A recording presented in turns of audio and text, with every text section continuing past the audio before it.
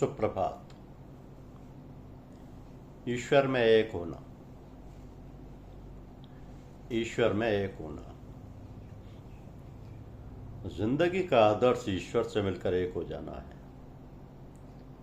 जब ईश्वर के तमाम गुण, जो कुछ भी दुनिया में भले और बुरे दिखाई देते हैं, गुप्त अवस्था में रहते हैं, वही उसका निर्गुण रूप है, यानी यूनाइटेड फॉर्म है। और जब उनका इजहार होता है, प्रकट होते हैं, तो वही गुण जो गुप्त अवस्था में थे जाहिर हो जाते हैं। यह साकार अनेकता है, लाखों और सारे अनगिनत रूपों में एक ईश्वर का ही सगुण रूप वर्तमान है। यहाँ पर निराकार और साकार रूप में, यानी यूनिटी एंड डाइवर्सिटी में एक ही शक्ति काम कर रही है। जब उसके गुण अनेक रूप में जाहिर होते हैं, यही दुनिया की उत्पत्ति है। और निर्गुण से सगुण रूप में जाना आना है।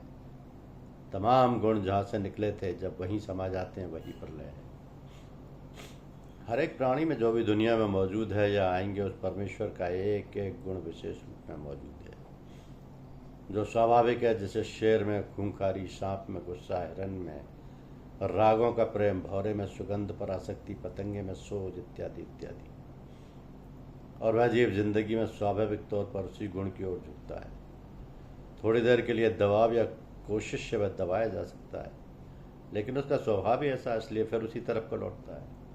जैसे कुत्ते की दुम कितनी सीधी करो, जब छोड़ोगे तो टेढ़ी रही। आदमी इस वजह से सर्वश्रेष्ठ प्राणी कहलाता है कि ईश्वर के जितने गुण हैं, चाहे वह अच्छे कहे जाएं या बुरे, उसमें स्वाभाविक तौर से मौजूद हैं। वह गुण देवताओं के से भी हो सकते हैं और शैतान के लिए भी, लेकिन इसके साथ ही साथ उसको बुद्धि भी दी गई है, जिससे वह बुराई और भलाई में तमीज़ कर सके और उसके परिणाम को ध्यानपूर्वक समझ सके। मनुष्य इस बात के लिए स्वतंत्र है कि गुणों के जितने चाहे उभारे और उसके मुताबिक अपनी ज़िंदगी बसर करे, लेकिन उसके साथ ही प्रकृति का यह अटल नियम लगा हुआ है कि जैसा करेगा वैसा भरेगा। जब इंसान दुनिया में पैदा होता है, उस वक्त उसमें न राग होता है न द्वेष, लेकिन जिन चीज़ों से उसको आराम मिलता है, आहिस्ता आहिस्ता उनको अपनाता जाता है। जिन आदमियों से उसको सुख मिलता है, उनसे मोहब्बत करता है। जिन चीज़ों से उसको दुख पहुंचता है तथा जिन आदमियों से उसे नुकसान पहुंचता है, उनसे नफरत करने लगता है और दूर भागता है। जिन वस्तुओं को अपनाता है और जिन आदमियों से सुख पहुंचता है, उनसे प्रेम करने लगता है और उनको अपना समझने लगता है। जिन वस्तुओं से भागता है और जिन मनुष्यों से उसे दुख पहुंचता है, उससे घृणा करने लगता है और दूर रहता है। इस तरह प्रेम और घृणा के दोनों आवरण उसकी आत्मा पर चढ़ जाते हैं, और जब तक वह दोनों आवरण बने रहते हैं, तब तक आत्मा इस दुनिया में बार बार जन्म लेती है और मरती है और दुख सुख भोगती रहती है। शैतानी स्वभाव मनुष्य को नीचे की ओर खींचता है, जिसके प्रभाव से कभी वह पशु योनि में जाता है और कभी दैवी स्वभाव के प्रभाव से वह देवलोक को पहुंचता है। ये क्रम बराबर चलता रहता है।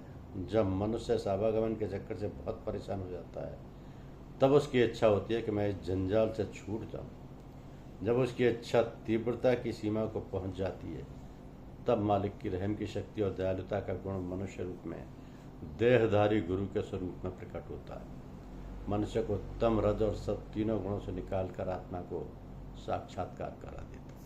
धन्यवाद।